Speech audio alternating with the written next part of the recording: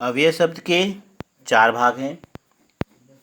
क्रिया विशेषण, संबंध बोधक, समुच्चय बोधक और विस्मयादि बोधक।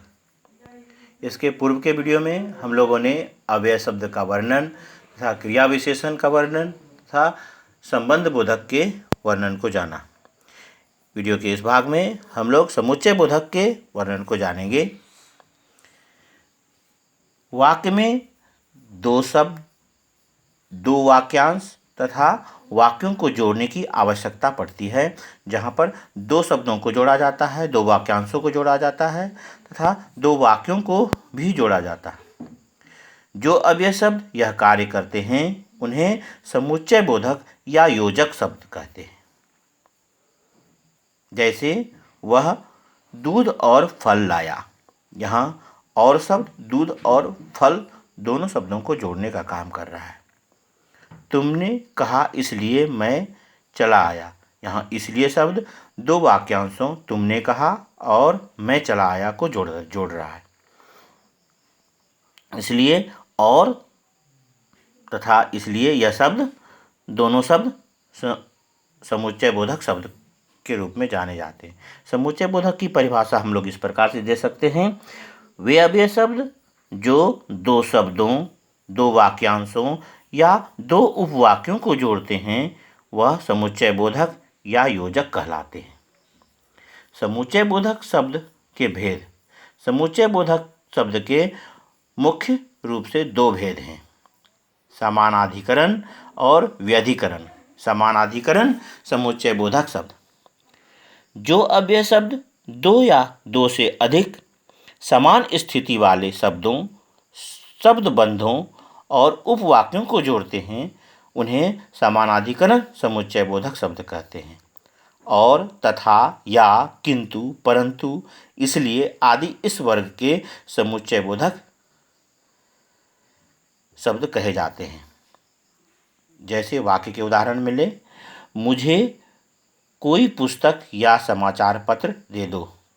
यहाँ पुस्तक और समाचार पत्र दोनों पढ़ने के साधन हैं, इसलिए ये दोनों समानाधिकरण समुच्चय बोधक शब्दों को या शब्द के द्वारा जोड़ा गया है। अनीता और सुनीता कल शिमला चली गई। यहाँ अनीता और सुनीता दोनों शब्दों को और शब्द के द्वारा जोड़ा गया है। इन दोनों में या तथा और समानाधिकरण समुच्चय बोधक शब्द हैं। समानाधिकरण समुच्चय बोधक शब्द के भेद। समानाधिकरण समुच्चय बोधक के भेद 4 हैं। पहला संयोजक, दूसरा विभाजक, तीसरा विरोधवाचक, चौथा परिणामवाचक। पहला संयोजक। जो अव्यय शब्द 2 शब्दों, शब्दबंधों तथा उपवाक्यों में मेल स्थापित करते हैं उन्हें संयोजक कहते हैं तथा दोनों को जोड़ने का काम करते हैं। और, तथा, एवं आदि संयोजक समुच्चय बोधक शब्द हैं। जैसे अर्चना तथा रीता चली गई। अभी जाओ और पिताजी से क्षमा मांगो। यहाँ 2 उपवाक्यों को जोड़ने का काम और के द्वारा, तथा के द्वारा किया जा रहा है, इसलिए तथा और संयोजक समुच्चय बोधक शब्द हैं। विभाजक। जो अव्यय शब्द 2 अथवा 2 से अधिक बातों में से एक की स्वीकृति अथवा दोनों की अस्वीकृति व्यक्त करे उसे विभाजक समुच्चय बोधक कहते हैं। या, अथवा, चाहे, न, नहीं तो आदि समुच्चय बोधक इस वर्ग में आते हैं जो विभाजक कहे जाते हैं। जैसे ना तो मेरे पास टिकट था और ना ही पैसे। इसमें न दोनों शब्द जो हैं वह विभाजक कहे जाते हैं।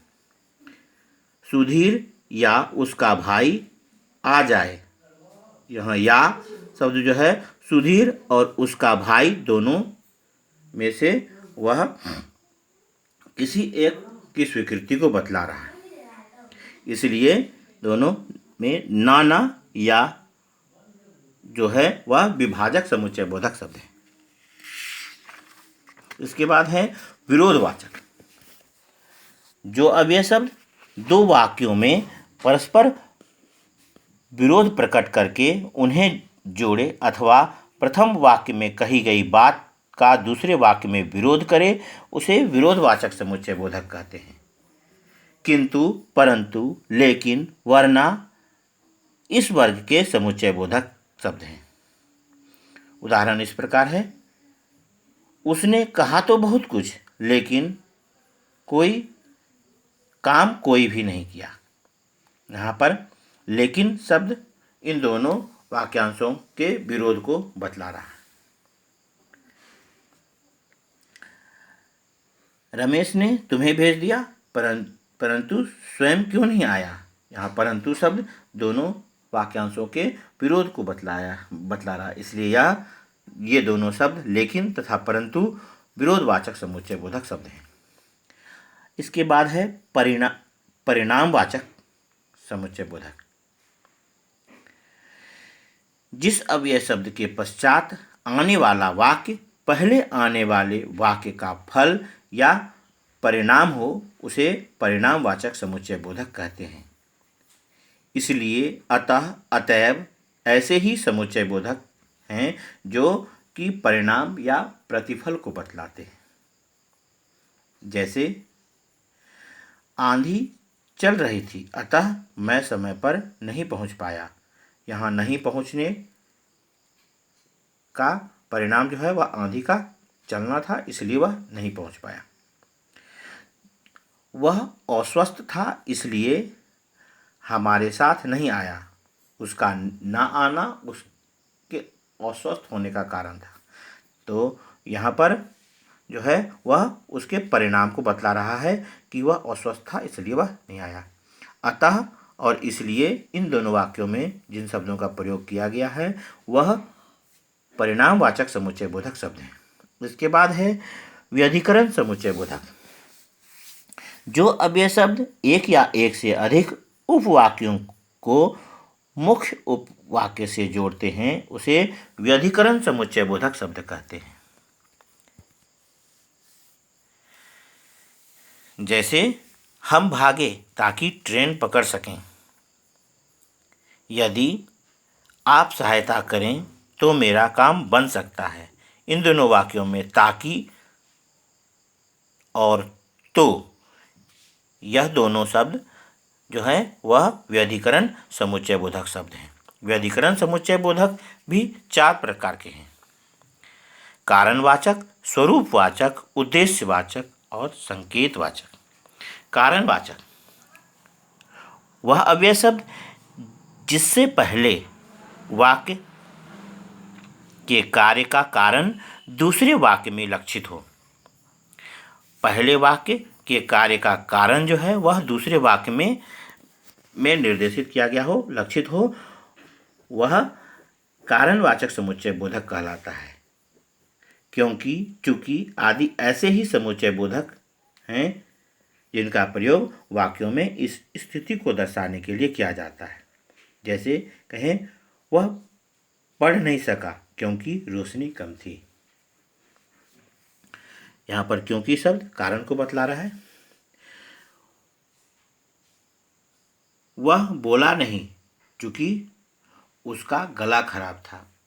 उसका ना बोलना उसके गले के खराब होने का कारण था।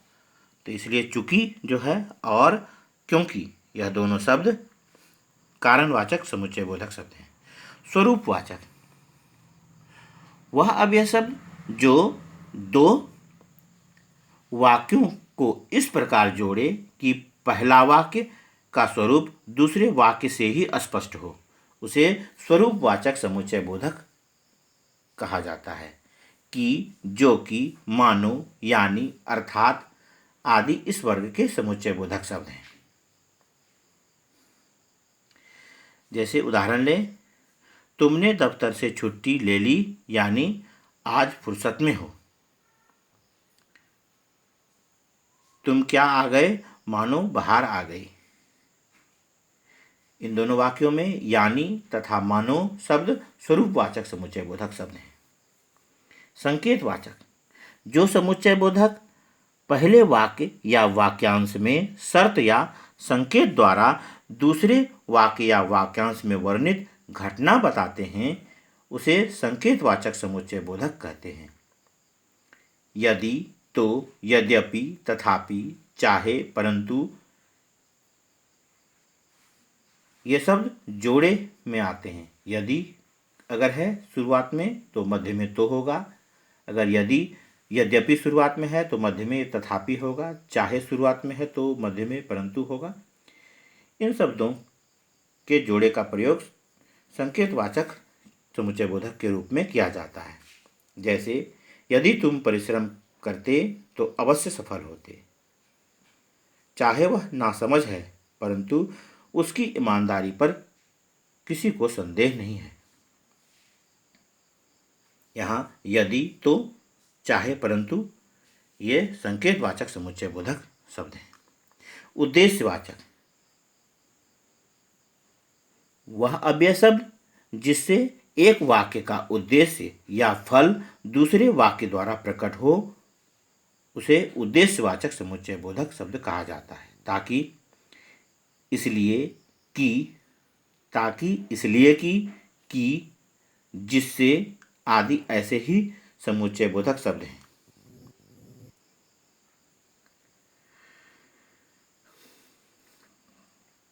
उदाहरण में लें, आप समय पर पहुंच जाइए ताकि काम आज ही पूरा हो जाए।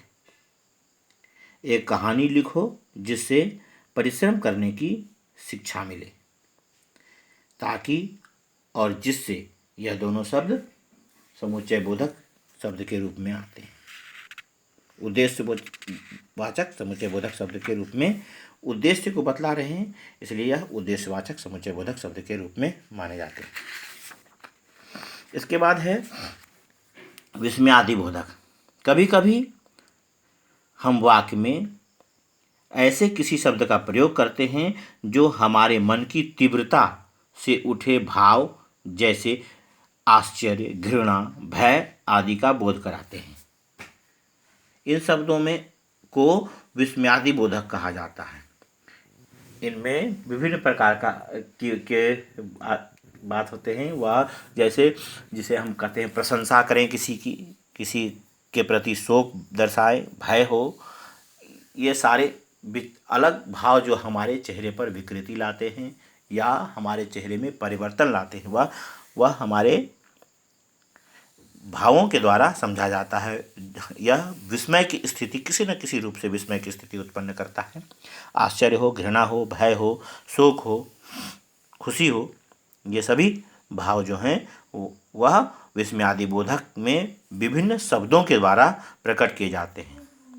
अरे, हाय, ओह, हे राम आदि ऐसे शब्द हैं जो विस्मयादि बोधक के रूप में आते हैं।